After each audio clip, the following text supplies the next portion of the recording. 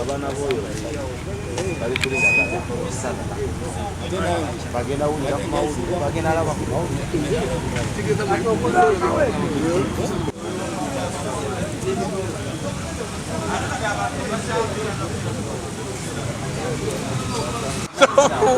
nade kwa mwe nabasanga nabakunda nabapaka bali babi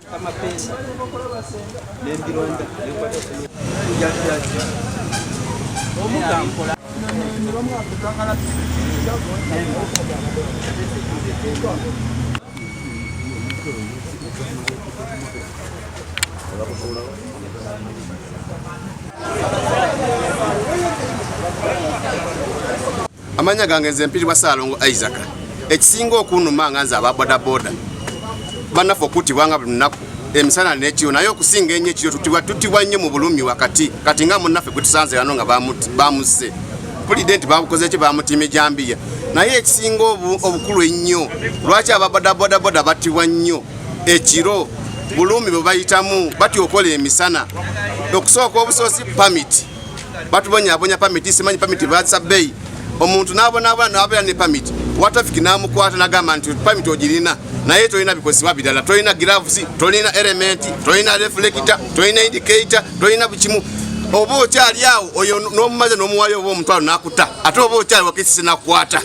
ate oba kuva ku wakesisi ate owabodaboda muno n'akwata n'agamba okulira ku stage ki kwegamba n'obeerawo waliwo n'abantu abalala abatwekwese bekweka ne bagamba nti babodaboda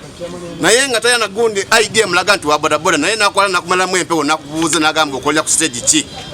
era naye n'omuwaamu omutwalo kwegamba tuli mu bulumi nnyo tulina abakazi tulina abakubo kuno muntu nasalawo n'agamba kamala gakola ki kamala gakola ekiro tubonaabona nnyo omuntu wa boda abonaabona nnyo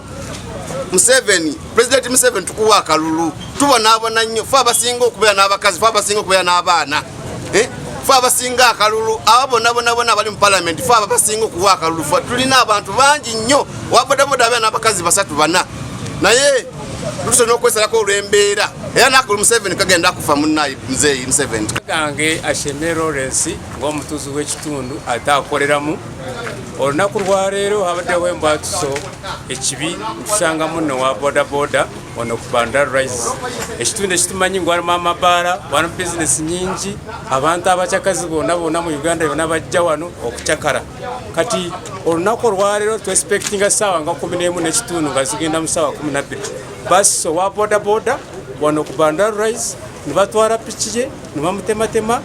abantu bonna beekunganye ne balaba ekiriko munange mbasaba ba bodaboda ababba piki z'abantu banange mubasonyiwa abantu mumanye ngu abantu nabo bantu balina famire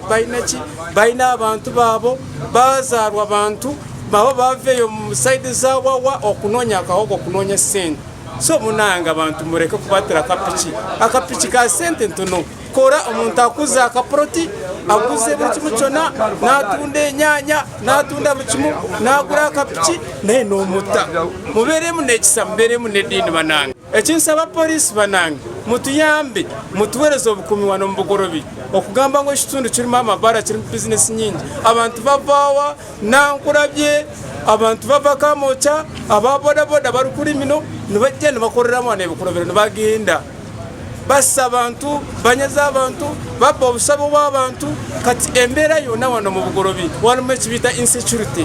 turi mu buzibu bw'amaanyi poliisi twagala mutuyambe Jinja Road Bugorobi Osi station wa Bugorobi ateekemu heavy deployment wano tulabe ngu embeera tuzitereze z'ekitundu otherwise mu Bugorobi turi bubi nnyo ebifaananyi bwakiri abeewa baali mulabyeko ne bamanya nti alina simu baana b'amawulire bakiri bagende bamukwateko ku bifaananyi kyeki abeerawo kesi nekwata owabodaboda muno nakwata okitegeera poliisi nekwata tegeera umuntu nagamba kamale gakola kiro olweki olw'embeera olw'embeera nagamba kankola kiro n'obonaabona amanya Kampita Mpima Wahab Chairman Paris Bugorobi bodaboda tufunye enkyukwe mu bodaboda wano omunafu okutuvaako abamuse ne bamutwalako piki bamutemye nteme ey'entiisa kubanga bamutemye okugulu okulala ne bamutema n'omukono embeera eyo etutiisizza nnyo nnyo nnyo. Ate nga n'ekyokubiri street eno yennyini eriko obubbi bungi nnyo, naye abapoliisi abamu balinga oba bagamba nti bakyenyigiramu, obagamba tebafaayo, naye tusaba poliisi okutuyamba tulabe nga tulongoosa street eno. Mabaala tetuganye kwegali bizinesi z'abantu, naye ate zikuŋŋaanya buli muntu yenna atali wa mu kitundu gwe tutamanyi, gwe tutakola ki. Kakati kyekivaako embeera eyo yonna okukola buli omu kyakola nga tekikola ki, nga tekigira, kubanga oli bw'amala okukola ekikye ng'atambula adduka addayo gy'ava. Ebizibu byonna byonna babirekera ffe ate ababeera mu kitundu oba okutwonoonera mu kitundu. Amanya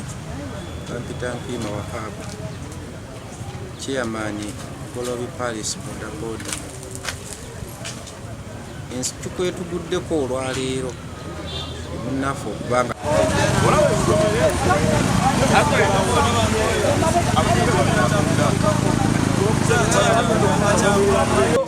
nangamba misana budde bwe butinga bwe buti bwenyini nyini naze ngomye omye nabasanga bali babi nangamba ntwala ekiwuli kugimese kasi nemutwala kireyo munda bukoli kwe kujja etuyambe tukolere wamu tulongoose ekitundu kino era n'omulimu gwaffe gubeere nga gwenyumirizibwamu. Kale omuntu si wa muno mu kitundu kya Bugoloobi, wa kitundu kiddako ekyemutungo, naye nga tumumanyi munnaffe wa boda boda.